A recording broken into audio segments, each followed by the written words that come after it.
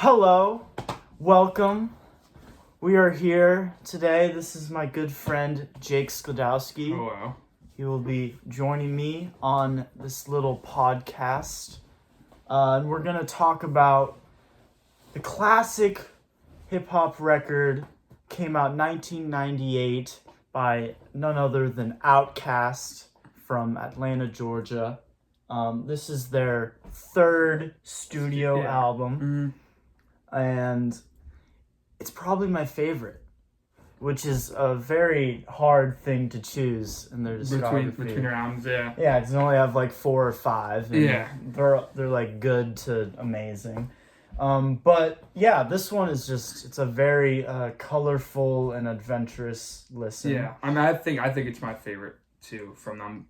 I don't think I've dived into them as much as you have, but like this doing this for this like little podcast, this is like helped me dive into the album more, and it's like it's one of my new favorite albums just in general ever. Yeah. It's like, and like you said, there's so much there's so much color to it and there's so much depth to it, like as an album that it's just like it's insane, and like every song it's awesome. It's a great front to back listen. It's a great front to back listen. You get more out of it each time you listen to it as well. I agree with that. Because, like you said, there's so much depth and texture to the production and the songwriting, and obviously the lyrics are amazing. And yeah, so we're just gonna do a little run through track by track, and just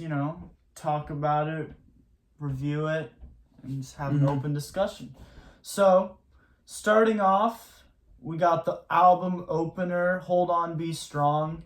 Yeah, this is just a little like segue kind of track. Just kind of, it feels like the clouds parting, and just like one of my favorite parts of this is the bass. I love the bass in this song.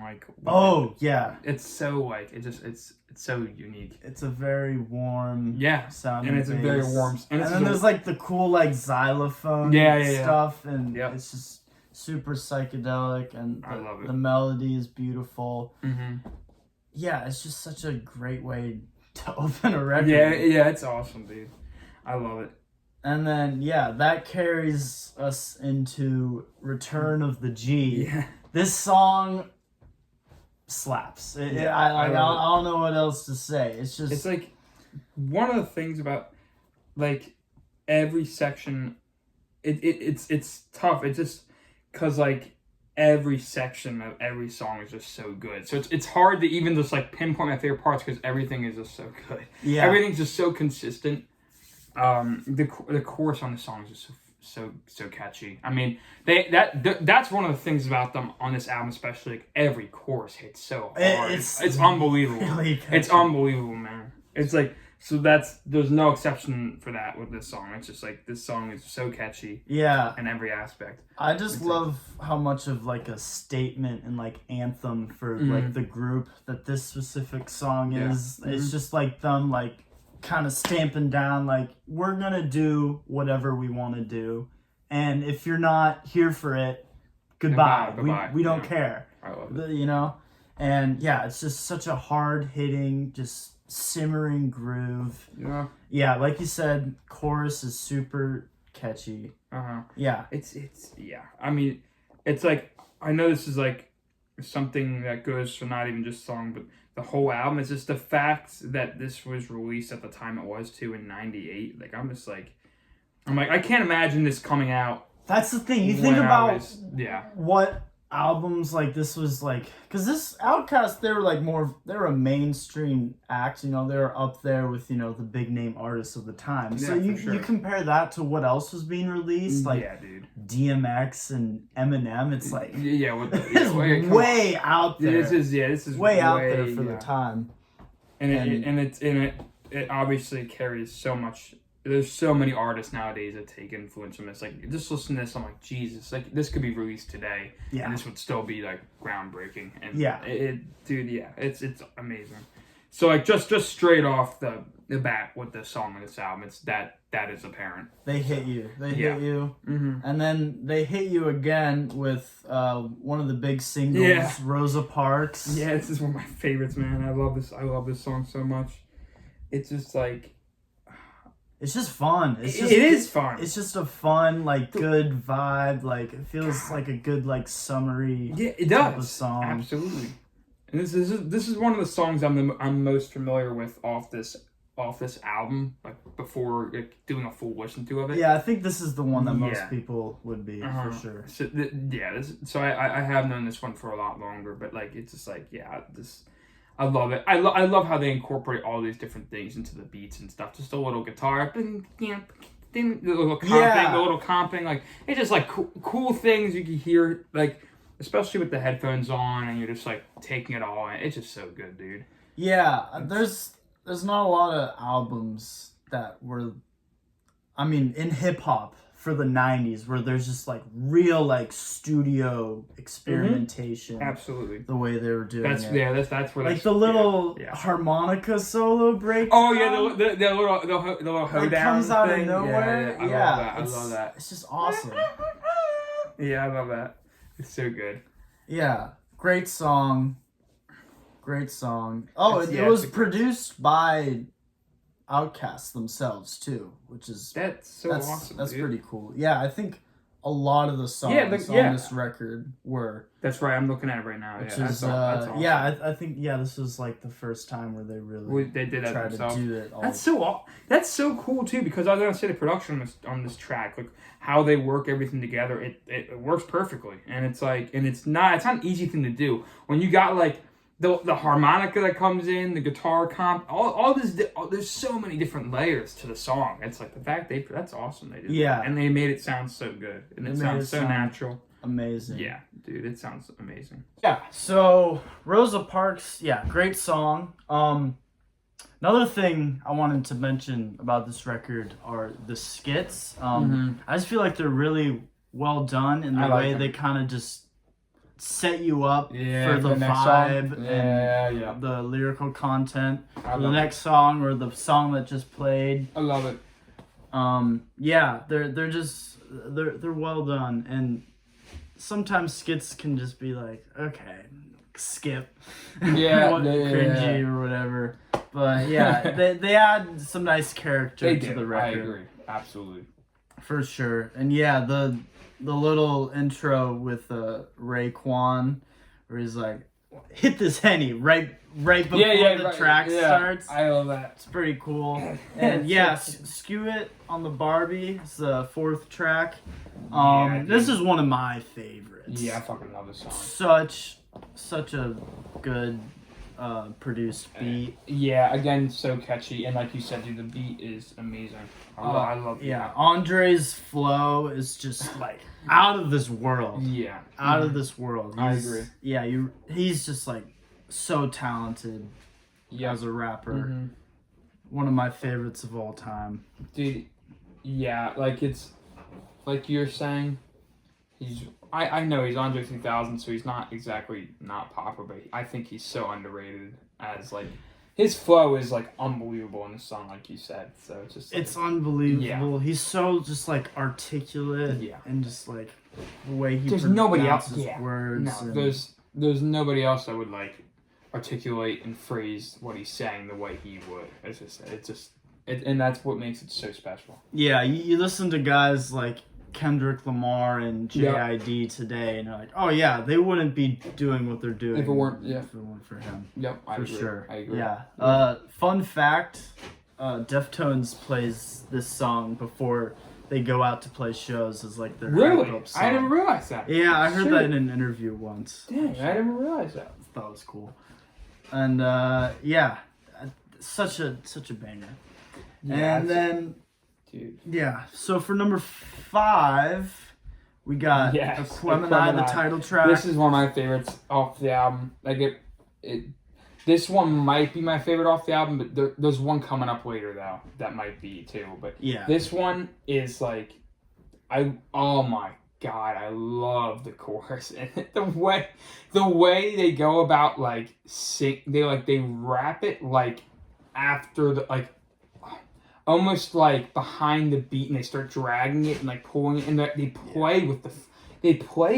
It's like, so good. Yeah. Heroes eventually die. It's so good. Dude. It's so good. I love the horn hits that come out where it sounds like the track's about to end, and then it just fades in and just like smacks you in the face. I love that. It kicks off That's so good, dude. Big Boy's verse. Yeah. Yep. Amazing song. Love that. Yeah, that might be my favorite. Also produced by Outkast. Okay. Yeah. I didn't know that. That's awesome. Dude. Yeah. It's so sick. It's such a good song. Yeah, that's such a good like late night driving record. Yeah, man. Yeah, it is. You're just sitting chilling with the boys. Or and whatever. then at the very end of the song, they have that whole Frankenstein little skit. Right. It's alive and all that shit. We've done it, Igor. yeah. Which is why I love the skits, because you're like, what the hell is this? Yeah. And then you hear the next song, Synthesizer, and like, what a cool song. Oh. Okay. Yeah, this song is Synthesizer is so cool. Yeah, it's such a weird, cool song. Also produced by Outkast, it says. Right? Yeah, that's awesome, dude. Featuring the legendary George Clinton of Parliament and Funkadelic and all that. So sick. Great stuff. This is this is one of his best features. Absolutely. Yeah, the way they towards the end of the song when they fade out all the music and it's just like the voices and the I love it. And then, Clinton's just doing his thing over it. So good, dude. Yeah, I like the topic of the lyrics. Yeah. It's just very ahead of its time, and Absolutely. it still resonates to this day, I think. I agree. 100%. I agree. Again, it's like this is released today. Like, if this was released today, it would still be relevant and it would still make sense. Like, everything, and it wouldn't be out of place at all. Like, it would sound like it could absolutely be released today. People would be like, wow, this is really unique sounding. Yeah. And they're incorporating a lot of different elements of different eras of hip-hop, blah, blah, blah. Yeah, so the fact that this came out 25 years ago is pretty insane, Yeah, and I think they had fans and they were, pretty popular at this point, but it didn't, really hit hard at the time, because it didn't have heavy singles, but it just goes to show that you create great art and it lasts forever. People will understand in due time. Yeah, absolutely. And so next track is Slump. This is just like a pretty standard, just fun song. To be honest, it doesn't stand out super heavy for me among the tracks. Not that I'm getting on you here. Not that I'm getting on you here, but I love this song. No, it's super catchy. I get you. I also haven't had as long as this album as you. I haven't been listening to it as an album as long as you, so I don't know. This could change in the future, but I think this is my favorite song off the album. Really? I love this song. Yeah. I love how the chorus goes. I love the flow of it. I know I'm going off on a different tangent here, dude. I hate baby sounds, dude, though. I don't know. I'm like, dude, why do they put the baby sounds in this song? It pisses me off. I'm like, the last minute of it is just a baby crying. I'm like, stop. Yeah, I know. God damn it. Baby gotta eat. Baby gotta eat. Yeah. The bass line for this song is really good. Yeah. It's really infectious. Yeah. I love it. I like you said, dude, the bass line, the way it goes in through the chorus, and dude, oh my God, I love it. It's very infectious. Yeah. Tops. Yeah. I love it, man. It's great. So, but there's also a couple others in the running for my favorite, but this one is one of my dead standouts. I love this song so much. Yeah. It's great. It's so catchy. And so what's next? West Savannah. West Savannah, which it's really cool that they put this song on the album. They tell you before that they recorded it during when they were recording their debut, which makes so much sense listening to it. Yeah, it has this like almost like West Coast rap, like it's very just West Coast 90s hip hop feel. But it's awesome. I love it in the flow of the album. I love where it's placed. It's one of my favorite songs on the record. It's so good. I love it. Just because it's just like a very just like simple, just stripped back, straightforward type of song, but it just hits. Yep. It just hits. Absolutely. Like the bass line sample that they're working with. Yes. I love it. Big Boy's storytelling, talking about, his hometown and stuff. It's so cool they recorded that in the first album and they didn't have it on there, but they kept it not even the next one, but they kept it until Aquemini 2 albums later. Or it's cool. It's a neat placement. I like it. It's very neat, and I guess it kind of makes sense because this album is just so varied sonically. Yeah, it's just like I mean they probably were just like listening to it like this work, man. This sounds great. Why did we not put this on the debut? Exactly, dude. It would have been one of the best songs. One of the best songs in the debut. Yeah, but it works on here so well, and I'm happy it's on. It fits so well. It's just a nice little palate cleanser type of track, and then it goes straight into another one of my favorite songs by Outkast in general from all of their work. Hell yeah, man! The Art of Storytelling, Part 1. Produced by Mr. DJ. Yeah, that's what it says on here. Yeah, Mr. DJ. That's sick. Yeah, another Atlanta guy. From the Earth Tones. From the Earth Tones? Yeah. Which I'm pretty sure is Outkast's like producer name that they would go by. Gotcha. Online if you look it up, it just has produced by Outkast. But I think like back in the day, like on the CDs, when it was released, they put it under Earth Tones. So people would be like, Earth Tones? Who are they? Who are they? Yeah. Who are those guys? What have they done? Yeah. Yeah, this is just a great... I love this song, too. Fantastic song. Amazing... Like, one of the greatest, like, lyrical performances in all of hip-hop. It's just so... They create such a vision in your brain. Like, it's like you're watching a movie when you're listening to the record. I also like the music video version of this has what's his name? Slick Rick.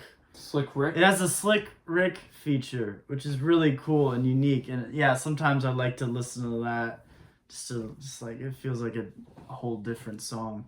This is one of the best. And then and then it goes into part 2. Yep. Which is it's a dark song. The beat is really weird and it's quirky. I love it. It's very quirky. Yeah.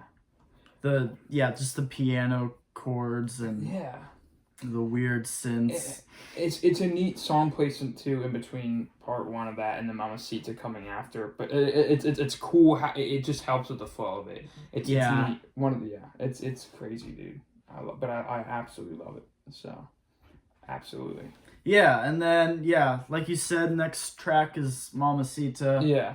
This is like, I don't go back to this song a lot. I remember you saying that. And I listen, it's a great song. I love it. I mean, I like it as much as everything else. It's cool in the flow of the record, absolutely. Yeah. And I love it. Yeah, dude.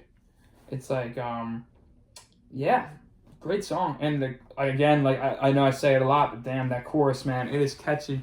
They kill it with that shit. What can I say? Yeah, it's absolutely top-notch songwriters, and just killer musicians. All around. And you hear some really cool musicianship on the next track, number 12 on the album, Spody Odie Dopalicious. Yeah. I mean, what can you say about this song? It's incredible. It's 7 minutes. It's pretty insane, dude. It's pretty insane. This is one of the other songs I know I've known coming in to listen to this album. You knew this? You knew about the song before? I did. Oh, actually. interesting. I don't know where I've heard it from, but I heard it, and this is just, it's one of my favorite songs. This is also it though. Like, I know I said Slump was my favorite, but this one might be the contender as my favorite as well. I just love this song. The main motif in this song is so like iconic. Yeah. It's just so. Who would include? It's insane. I love it. It's just so. This is also another one where it's like you're driving and just relaxing, dude. It's just oh my god, dude, what a song this is. I don't even know what else to say, really. Yeah, it just shows how just like and produced by Outkast, it says. Yeah, they were so just artistically free, just doing whatever they wanted at this point. And so good. They were just on another level writing wise. Yeah. Yeah, and then next song, Y'all Scared. Yeah. Featuring Timo, Big Gip, and Cujo. This is a cool one. I like the song a lot, yeah. Yeah. It's a great song. It's like, cool placement again. I know I say it a lot, but it's like, it's a great placement after Spooty Dopalicious, you know? Yeah, dude. You know what I'm saying? I do know what you're saying. I do. Did I say that wrong? Spooty? I think it's Spody. Oh, Spody? Odie. Spody Odie. Dopalicious. Like oats. Yes. Spody Odie Dopalicious. There you go. Okay. Yeah. Not Spooty. Yeah. Spooty Booty. It could be Spooty. Who knows? Who knew? Yeah, we could be interpreting. Yeah. Hey, yeah, man. You never know. But yeah, Y'all Scared? Great song. Y'all Scared? Love it. And I love the features in it too. Yeah, they do. I love all their parts. They do a good job at putting just like concise, like more traditional hip hop tracks with the like longer, more jammier stuff and the more conceptual stuff. Absolutely. And and then we got the little skit Nathaniel. Yes, good which skit. Goes into liberation. Which, goddamn, this could be my favorite too. Yeah. Oh my god. The second half of this record is really crazy. Yeah. CeeLo's part on this is like tear jerking, man. It makes me want to cry, dude. Yeah. It gives me chills, honestly, just thinking about it. Like, I know. It's just, oh my god. It might be CeeLo Green's like greatest performance of all time. Like, I don't think he's done anything better. So good. And my god. They really let the creative juices flow in the song. The way they have like the beat. Oh my god. I don't even really know what to say. I'm kind of at a loss for words. It's just so good. Yeah. I like the use of live drums on this song. Absolutely love it. And the bass obviously doing it's like, oh my god, dude, it's so good. Yeah, it really just feels like just super dramatic, just like funk jam. Yeah. But oh my god. It's so good. Yeah, and then the Erykah Badu feature is really cool. Yeah. Oh, they sneak that in at the end. I love it. It's a great feature. Yeah, longest song on the album, almost 9 minutes long. Yeah, dude, that's insane. Not a lot of songs. What other hip hop songs were long 9 at this time? Were 9 minutes at that time. Yeah. Not a lot. Really cool stuff. And then Chonky Fire, the last song, album closer. This might be my favorite, really? To be honest. Really? Yeah. And it comes great right after Liberation. It's like it's kind of like the sun and the moon, or the moon and the sun. It's like, I like that. You know what I'm saying? It's like it takes you to this journey of emotion, and then you come out in like Chonky Fire. It's like, yeah, they end it with some energy. Yeah, there's some energy more to it. You know what I'm saying? And it's like I love how it ends like there. I love it. It's a great song. I just love I love the instruments they use in it. Like, the guitar lick that repeats is just love it. I love it so much, and I love the chords. Me too. I don't know what it is. It just hits me. Yeah, dude. It's killer. Yeah, it ends in such a cool way. The way man. They slow it down. I love it. It's good. And then the little feature from was it the Hip Hop Source Awards, I believe, when they they won it for like their debut record, and then they're like, the South is here. We got something to say.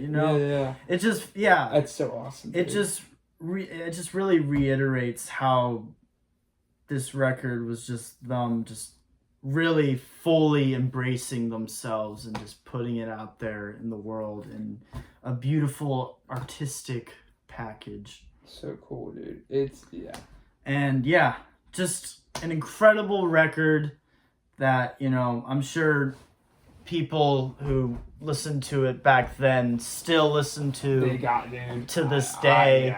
And, I'm still going to be listening to it 20 years later as well. Me too. This has been great, like, jumping into this. Like, I'm going to be listening to this a lot more. Yeah. And honestly, diving into their other albums more. But, yeah. Yeah. If you think this one's crazy, just listen to Stankonia. That's where they really take the deep dive on that. Yeah, I listened to a couple songs off there, but I need to, like, do a full listen through. But we'll have to save that for another time, Yeah. another episode. Yeah. Thank you for joining us. It's been a pleasure. Outkast rules. Outkast, baby. Have a great rest of your day, evening, whatever. Adios.